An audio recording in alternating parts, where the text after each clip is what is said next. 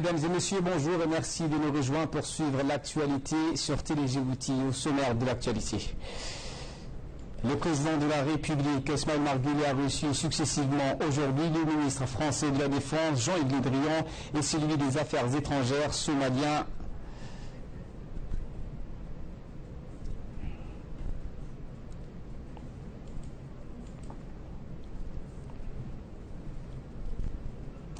Voilà pour le sommaire, merci de nous rejoindre. Le chef de l'État, Ismaël Margulies, a reçu ce matin en audience le ministre français de la Défense, Jean-Yves Le Drian, accompagné d'une forte délégation comprenant également des généraux français. La rencontre entre le chef de l'État s'est tenue en présence du ministre djiboutien de la Défense, Hassan Dalal Roufani, le ministre des Affaires étrangères et de la coopération internationale, Mahmoud Ali Youssouf, le chef de la sécurité nationale, Hassan Saïd Khairé. Les discussions ont essentiellement porté sur la question du maintien d'un effectif important à Djibouti. Les effectifs 1900 aujourd'hui doivent baisser cet été, mais le projet initial qui consistait à réduire cette présence à 900 hommes dès 2017 a été abandonné après un arbitrage du président français François Hollande. Le ministre français reçu par le président de la République a officialisé une baisse significative des effectifs militaires français. Selon des sources proches du dossier, le contingent sera réduit de 300 personnes cet été et d'au moins 300 autres d'ici 2 ans. Jean-Yves Le Drian est le premier ministre français de la Défense à venir à Djibouti depuis 2004. La République de Djibouti abrite l'une des principales bases militaires françaises à l'étranger avec 1900 hommes.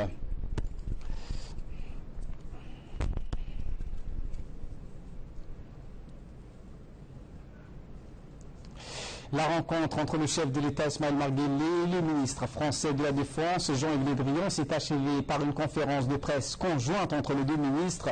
Monsieur Le Drian a répondu aux questions des journalistes présents sur place. Il est revenu notamment sur les points essentiels abordés au cours de sa rencontre avec le président de la République. Nous l'écoutons.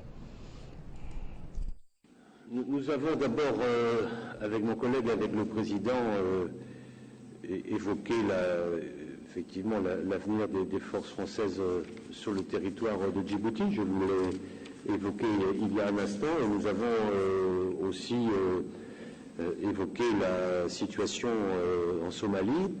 J'ai dit à mon collègue et au président combien la France appréciait l'action des forces armées Djibouti dans la lutte contre les Chebabs et en participation à la MISOM face à un danger réel et des risques terroristes majeurs.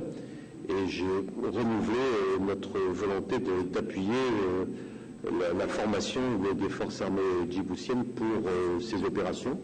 Cela a fait l'objet d'une discussion entre nous. Nous avons aussi évoqué la situation au Yémen et puis me réjouir de la bonne collaboration qui avait eu lieu entre nos forces au moment au premier moment de la crise yéménite pour l'évacuation de réfugiés et de ressortissants français et européens. Et puis nous avons un grand sujet que je voulais réaffirmer devant vous. Nous avons un traité commun de défense qui a été signé en 2011, validé en 2014 et qui maintenant doit se mettre en place, traité par lequel la France contribue à assurer la sécurité, l'intégrité et l'autonomie de Djibouti. Et c'est un point tout à fait essentiel dont nous venons de parler. Les investisseurs privés continuent de bouder Djibouti. Donc n'avez-vous pas un peu l'impression de vous être fait damer le pion à Djibouti par d'autres puissances? Il n'y a pas de la part des investisseurs français de rejet ou de refus de Djibouti. Il y a maintenant une concurrence. Bon, c'est tant mieux pour ce pays. Mais la France n'a pas l'intention de renoncer à ses investissements privés. Elle s'engage de manière forte et sur la longue durée dans les investissements de défense et des investissements militaires. Elle contribue à la sécurité de ce pays. Et le fait de contribuer à la sécurité de ce pays est aussi un élément qui permet la stabilité et qui permet l'investissement. Donc, ce n'est pas parce qu'il y a un événement important que vous avez identifié que cela signifie le renoncement des investisseurs français. Mais je m'en ferai le porte-parole. De son côté, le ministre djiboutien de la Défense, Hassan Daradoufani, est revenu sur la présence de plusieurs forces étrangères présentes sur le sol djiboutien des pays amis. Il a indiqué que cette présence de ses alliés a permis de lutter efficacement contre le terrorisme et surtout la piraterie maritime qui a été vaincue grâce à la complémentarité que représentent ces forces. Nous l'écoutons ensemble.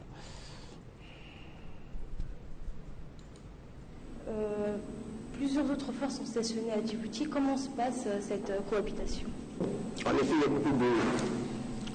beaucoup de bases militaires ici à Djibouti. Il n'y a pas de concurrence, je crois qu'il y a une certaine complémentarité. Surtout la présence de forces étrangères comme les Américains et les Japonais et la force Atalante et la force française. Et cela surtout pour la lutte contre le terrorisme. C'est une région qui est très affectée par le terrorisme et les extrémismes. Et je crois qu'ils concourent leurs efforts pour lutter contre le terrorisme.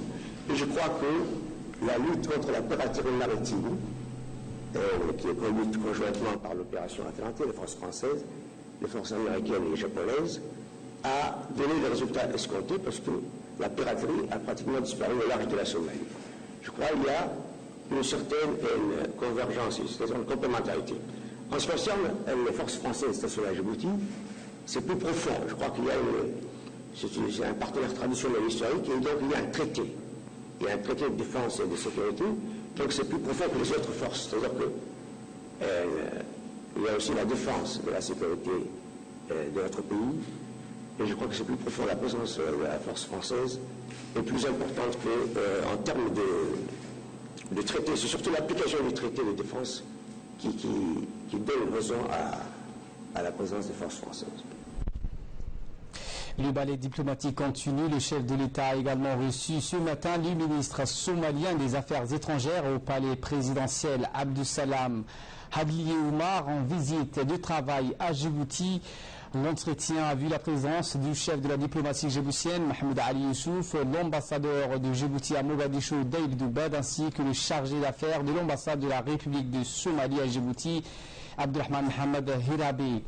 Le chef de l'État et son hôte ont ainsi évoqué le développement de la situation sécuritaire en Somalie. Le ministre somalien des Affaires étrangères, qui était porteur d'un message du chef de l'État somalien à son homologue djiboutien, a profité de cette occasion pour transmettre au président Guelleh les condoléances les plus attristées suite au décès de l'ambassadeur Roble El-Hayy. Le chef de la diplomatie djiboutienne, Mohamed Ali Youssouf, nous a expliqué la visite de son homologue somalien. Je vous propose de l'écouter. Cette visite s'inscrit dans le cadre des concertations permanentes que le gouvernement djiboutien a avec le gouvernement somalien.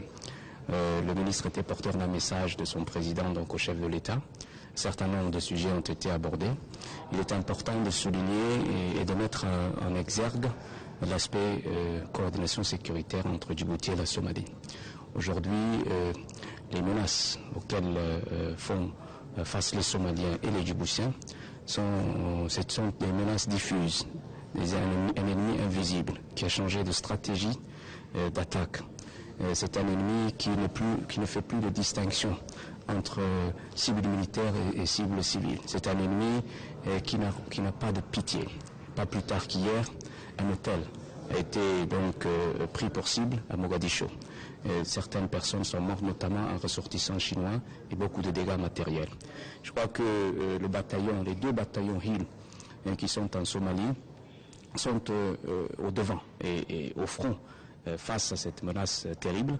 Et je crois que cette concertation est très utile et elle doit être permanente. Mais toujours est-il que les réussites et les victoires sur le terrain de la MISOM sont certains. Je vous emmène à présent à Tajoura, où le conseil régional de la Ville-Blanche a tenu sa première session délocalisée hier matin dans le village de Randa, qui est aussi le chef-lieu de la circonscription. La réunion a été présidée par son président Hassan Hussein, l'ensemble des élus de la région de Tajoura, les autorités administratives coutumières de Randa, dont fait partie le village du Daï, les acteurs économiques et sociaux, dont la présidente de l'association des femmes du Randa, dont Nasrou Mohamed, ont participé à la première réunion du conseil qui s'est tenue au village de Randa. Connue pour son climat estival, la localité de Randa est aussi connue pour ses activités pastorales. Les discussions ont porté sur le développement du secteur de base dans la localité de Randa. La situation sanitaire et éducative ainsi que l'accès à l'eau et à l'énergie ont été largement traités durant la réunion du Conseil qui s'est déroulée pour la première fois hors de Tajoura. Des centaines de familles passent leurs vacances à Randa en été et l'association des femmes tente de gérer l'accès à l'énergie avec le soutien des autorités locales. Les représentants de Randa ont réservé un accueil chaleureux aux élus de Tajoura qu'ils ont remerciés pour la terme de la session délocalisée dans leur village. Cette réunion avait pour objectif de renforcer la proximité des élus avec la population de Randa. Le président du conseil de Tajoura, Hassan Hussein, a remercié les autorités et la population de Randa pour leur accueil. Il a précisé que le choix de tenir la session dans ce village a été décidé par l'ensemble des élus de Tajoura qui veulent se rapprocher de toute la population de Tajoura et en l'occurrence celle de Randa. Je vous propose de l'écouter. C'est pour moi une immense joie de présider et de partager avec vous les travaux de la 3e session ordinaire de l'Assemblée régionale délocalisée dans cet beau village historique de Randa. La première de genre dans l'histoire de notre institution décentralisée. Ce choix illustre, mesdames et messieurs, l'importance des villages de Randa qui constituent les premières agglomérations après le chef-lieu de la région. Mais c'est aussi un véritable village estival qui est convoité par tous pendant les périodes de chaleur, car sa température est agréable pendant toutes les périodes de l'année. Toutefois, il y a lieu de rappeler le développement socio-économique qu'a connu la localité de Randa durant ces 15 dernières années sous le leadership du président de la République, son Excellence M. Ismaël Omar Guelleh, qui a placé aux premières lignes de sa politique le développement rural et l'amélioration des conditions de vie des populations nomades. L'exploitation de ce potentiel de développement économique repose dans la vision du président de la République, qui a déjà permis à notre pays d'aller de l'avant et de promouvoir le développement économique durable.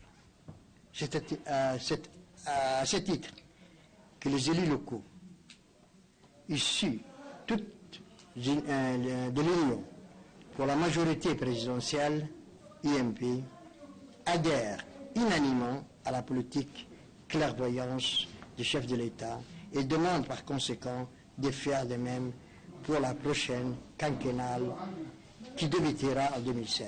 Je vous remercie de votre attention.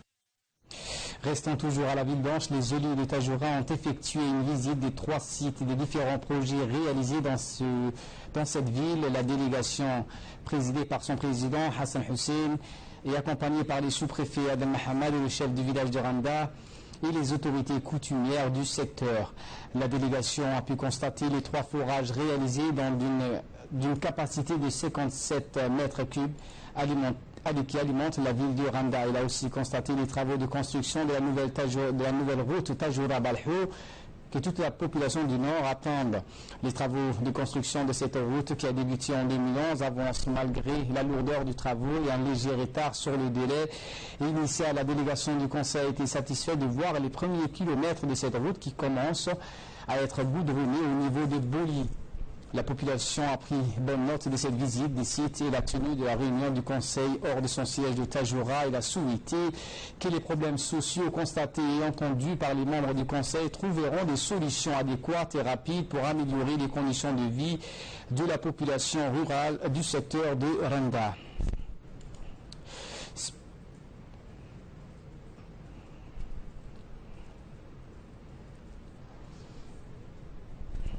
Sport à présent, sous l'égide du secrétariat d'État à la jeunesse et au sport, la Fédération nationale de basketball, en collaboration avec le Comité national olympique, a organisé ce matin Un stage de formation d'entraîneur niveau 1 dispensé par un expert sénégalais, en l'occurrence Abbas Diop, au stade Gouleb. Était présent à cette occasion le secrétaire général du comité olympique, Saïd Ali Hussein, et le directeur du sport au secrétariat d'État à la jeunesse et au sport, Sheldon Khéri. Ce stage permettrait aux bénéficiaires de ce stage d'être à la page de l'évolution du basket dont les règles et techniques de jeu changent très souvent.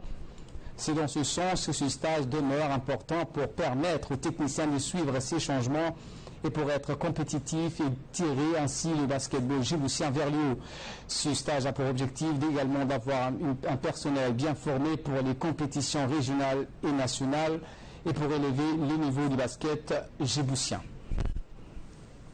Ces changements pour être compétitif et tirer le basket vers le haut. Il va sans dire que l'enjeu est d'assurer à la pépinière une meilleure formation afin que le basket africain. Donc je vous exhorte à ces 3 éléments. Rigueur, travail, mérite. C'est les meilleurs qui seront. Et voilà pour l'essentiel de ce 15h. Merci donc de votre fidélité, mais restez avec nous. Le programme continue sur Télé Djibouti.